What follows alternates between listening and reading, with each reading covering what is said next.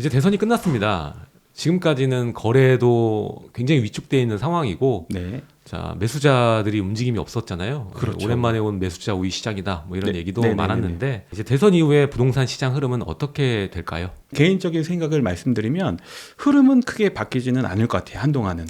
왜냐하면은 이제 정부는 새로운 정권은 들어섰지만 아직 국회가 네. 2년이 남아 있기 때문에 여소야대 그 과반 이상이 되는 그 의석수를 아직 차지하고 있기 때문에 네네. 이거를 뭐 대통령이 바뀌었다 해가지고 뭐 한 번에 확 바꾼다 이건 좀 어렵지 않을까 이렇게 생각이 드는데 그런데 지금 이번에 정권이 뭐 여러 가지 꼭 과제가 있겠지만 가장 큰 과제는 아무래도 초미 관심사인 부동산이 아닐까. 그래서 집값 안정이 첫 번째 숙제가 될 것 같거든요. 네. 그렇게 하기 위해서는 제 주변의 분들이 이제 생각할 때는 부동산 안정은 결국은 공급이다.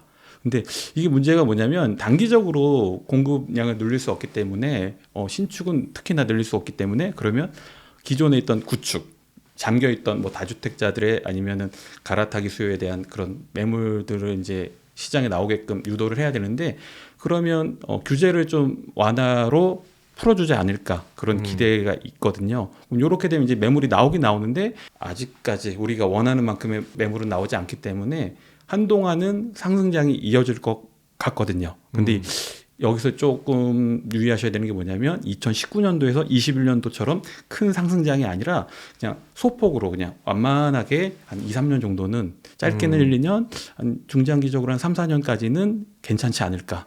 좀 완만한 상승세가 예상된다. 네, 완만한 우상향 정도로 보는 게 좋을 것 같습니다. 예. 일단 이런 점을 미뤄봤을 때 지금 시점 거래량도 최악의 상황이고 또 일부 중저가 단지는 호가도 좀 떨어진 상황이잖아요. 네네. 지금 상황에 매수를 해야 되냐 말아야 되냐 이렇게 고민하시는 실제 수요자들도 있거든요. 네네네. 그러니까 지금 현 시점에 우리가 주목해야 만한 그런 것들은 뭐가 있을까요? 저는 기본적으로 이게 자본주의잖아요. 그럼 수요와 공급에 의해서 이제 가격이 형성이 되고 거래량이 이제 형성이 되는데 어떻게 보면 지금 수요가 없는 건 아니에요. 있는데 이 수요가 관망장으로 지금 이렇게 지켜보는 장이 아닐까 그렇게 생각이 되거든요. 그럼 주변에 무주택자분들이나 아니면 뭐 유주택자분들도 마찬가지예요.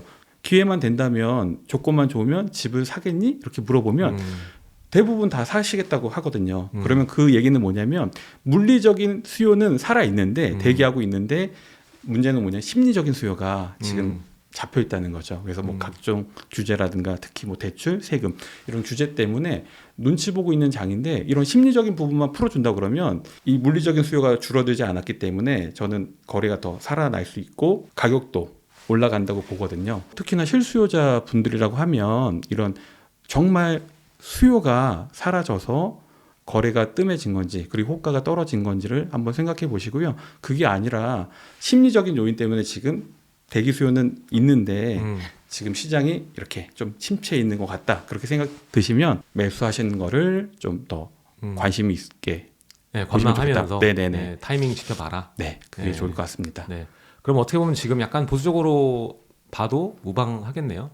무방은 하지만 오히려 역으로요. 다주택자분들이나 투자자분들한테는 조금 지켜봐라. 이렇게 말씀드리고 싶은데 무주택자분들이라고 하면 뭐 그냥 괜찮은 매물이 있으면 사셔도 나쁘지 않겠다. 예, 그런 생각이 듭니다.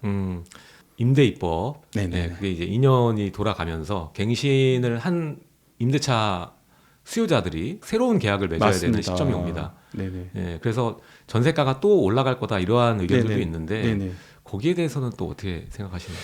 개인적으로도 전세가가 올라가는 건 불가피하다고 생각을 합니다. 왜냐하면 그분들로 인해서 뭐 전세가 2중 전세가, 3중 전세가 이렇게 형성이 됐고 이게 자연스럽게 올라가거나 아니면 소폭으로 상승돼야 하는 게 잡아놓은 상태거든요. 근데 이게 잡아놓은 게 이제 한계점에 도달했기 때문에 7월달 이후 8월달부터는 그분들이 시장에 나오게 되면 정상적인 2중가, 3중가로 형성됐던 전세가가 하나로 통일되는 작업이 불가피해지기 때문에 전세가는 상승한다고 보거든요. 근데 이렇게 되면 가뜩이나 신축 공급이라든가 또 잠겨있는 구축 매물도 그렇게 많지 않은 상황에서 이런 전세 수요가 매매로 그러니까 전세가가 워낙 높아지다 보니까 그러면 차라리 살까? 이러시는 분들도 분명히 있을 것 같거든요. 그러면 전세가 상승과 더불어서 매매가도 어느 정도는 좀 영향을 미치지 않을까 이렇게 생각이 됩니다. 네. 그러면 이제 그 시점 정도 보면은 이제 시장의 그 매수자들이 어떻게 움직일지 좀 더 윤곽이 드러날 수도 있겠네요. 윤곽은 드러날 수 있다고 보고요. 근데 기본적으로 큰 틀은 전세가 상승, 그다음에 매매가 소폭 상승은 뭐 예견돼 있지 않을까 그렇게 생각이 됩니다. 네. 지금 이제 그 대표님이 생각하기에 네, 매수하기 좋은 입지나 네네. 단지 네네. 혹은 뭐 종목 같은 게 네네. 있을까요? 이런 질문을 굉장히 많이 받거든요. 네네네. 근데 그렇죠. 뭐 하지 마라, 안 했으면 좋겠다는 건 뭐 대표적으로 뭐 딱 두 개 떠오르는 게 지주택, 그러니까 지역주택 조합이라든가 아니면 뭐 분양형 호텔 이런 거는 이제 피하셨으면 좋겠다. 항상 그 공급을 좀 생각해 보셨으면 좋겠습니다. 예를 들어서 지금 지방 같은 경우는 저는 피해야 되는 물건을 지방 빌라라고 생각을 하거든요. 왜냐하면 지방 빌라. 아파트 가격이 너무 올랐기 때문에 빌라로 지방도 아파트를 대신할 수 있는 빌라로 이제 눈을 돌리시는 실거주자, 투자자분들도 좀 늘어난 상황인 것 같은데 이게 문제가 뭐냐면 조금만 눈을 돌려보세요. 그럼 지방은 언제든지 그 소규모로 개발할 수 있거나 공급할 수 있는 그 주택 부지가 충분히 있거든요. 나대지가. 그래서 언제든지 공급이 내 물건을 대신해 줄 수 있는 더 좋은 물건이 나올 수 있는 공급이 예정될 수 있기 때문에 그런 건 좀 피하셔야 되는데 그렇다고 해서 무조건 빌라가 안 되냐? 그건 또 아니거든요. 이거를 지역을 바꿔서 만약에 서울의 역세권에 위치한 빌라라고 하면 저는 괜찮다고 보거든요. 왜 괜찮냐면 서울의 역세권은요. 아무리 소규모 빌라라 하더라도 신축으로 질 만한 부지 찾기가 쉽지가 않거든요. 가격 자체도 만만치가 않고요. 그러면 이런 희소성이라든가 내 물건을 대체해 줄 수 있는 공급을 할 수 있는 그 양이 한계가 있다는 거죠. 그래서 이렇게 공급을 원활하게 할 수 있느냐 없느냐에 따라서 좋은 물건이 될 수도 있고 나쁜 물건이 될 수 있다고 저는 생각을 하거든요. 그래서 네. 공급을 가장 중요하게 좀 생각해 보셨으면 좋겠습니다. 네. 개인적으로 이제 매수하기 좋은 입지를 역세권으로 좀 잡으면 좋겠다라는 의미와 같을까요? 저는 역세권을 굉장히 좋아합니다. 그러니까 일단 기본적으로요. 서울은 저는 다 괜찮다고 생각을 하고요. 우리가 이제 돈이 부족하기 때문에 실거주라든가 투자 목적으로도 이제 수도권까지 이제 좀 넓히는 경향이 있잖아요. 이제 수도권으로 넘어가면 이제 교통이 이제 중요한데 여기서 말하는 교통은 가장 중요한 게 뭐냐면 내 집 앞에 지하철이 있냐 없냐도 중요하지만 일자리가 많은 뭐 2호선 라인이라든가 뭐 신도림이라든가 이런 데로 갈 수 있는 데려가면 저는 가장 좋다고 보거든요. 수도권 아파트는 물론 연식이라든가 인프라 이런 거 굉장히 중요하죠. 중요한데 제일 중요한 거는 역세권인데 어디를 가느냐. 그게 제일 중요하다고 생각을 합니다. 최근에 이제 빌라에 대한 그 관심도가 많이 높아졌어요. 맞습니다. 네, 네. 가격적인 부분도 그렇고 또 정비 사업 이슈. 맞습니다. 그 대선이 네. 또 끝났는데 네네네. 다 이제 민간 주도의 공급을 얘기했었잖아요. 네네. 그러니까 앞으로 대규모 여러 입지에서 이 정비 사업에 대한 얘기가 나오고 활성화가 될 가능성이 높아 보이는데 네네. 지금 이미 재개발이 진행되는 곳과 또 네. 초기 재개발이라고 우리가 부르고 있는데 네. 이제 가능성이 높은 자리 이렇게 해서 네. 투자가 좀 나뉠 것 같아요. 네네네. 여기에 대해서는 어떤 방식으로 투자하는 게 더 괜찮아 보이는지. 정비 사업 같은 경우는요 좀 신중한 스타일이거든요. 왜냐하면 개발 계획들이 안 잡힌 데가 없어요. 그다음에 또 가로정비 사업 해가지고 소규모로 뭐 재건축을 할 수도 있고 이런 현장들이 너무 많기 때문에 저희가 볼 때는 전혀 개발이 되거나 정비 사업을 포함이 될 수가 없는 지역임에도 불구하고 자체적으로 선을 그려요. 이렇게 박스를 그려서 네. 우리 할 거야. 그러면 아무런 이슈라든가 아무런 뭐 호재도 없는데 그냥 가격이 올라가는 현상이 있거든요, 실제로. 그냥 집이 낡은 것 뿐이에요. 근데 주변에 인프라라든가 이런 다 괜찮고 과연 근데 이게 개발이 될 수 있을까 하는 그런 집마저도 그냥 오래됐다는 이유만으로 가격이 올라가는 현상이 있거든요. 그러면 또 재밌는 게 뭐냐면 투자자나 매수자분들도 이게 왜 가치가 있고 어떻게 개발이 되고 이게 정말 개발이 될 수 있는 집인가를 생각하셔야 되는데 단지 오래됐으니까 개발되겠지. 정확한 정보가 아니면 막연하게 언젠가는 되겠지라는 생각을 갖고 돈을 투자하면 안 된다는 그런 생각을 좀 말씀드리고 싶습니다. 네. 특히나 이제 투자 목적인 분들도 당연하지만 또 실거주 목적도 또 생각을 하시는 분이라고 하면 좀 처음에 초피 피를 주더라도요 좀 어느 정도 사업이 윤곽이 잡힌 현장으로 가시는 게 마음 고생도 좀 덜 하시고 그러니까 물론 리스크가 크면 수익도 크겠지만 리스크를 그렇게 감당할 만한 스트레스 저는 안 받는 게 더 경제적으로 낫다고 생각을 하거든요. 그러면 지금 보셨을 때 좀 속도면이나 뭐 네네. 금액적인 면으로 어느 정도 좀 괜찮게 보시는 그 개발지가 있을까요? 저희 사무실이 이제 명지대 주변이다 보니까 이제 그 주변 뭐 북가자라든가 근데 네. 증산 같은 경우는 너무 많이 올랐죠. 네, 맞아요. 올랐고 프리미엄 네. 많이잖아요. 북가자도 많이 올랐고 그래서 요즘 관심이 있어 하는 게 이제 가로정비 사업인데 아, 그 이제 대표적인 사례가 저희 사무실 바로 옆에 명지전문대 앞쪽에 금호주택이라는 단지가 있는데 예. 근데 그런 데는 될 수밖에 없거든요.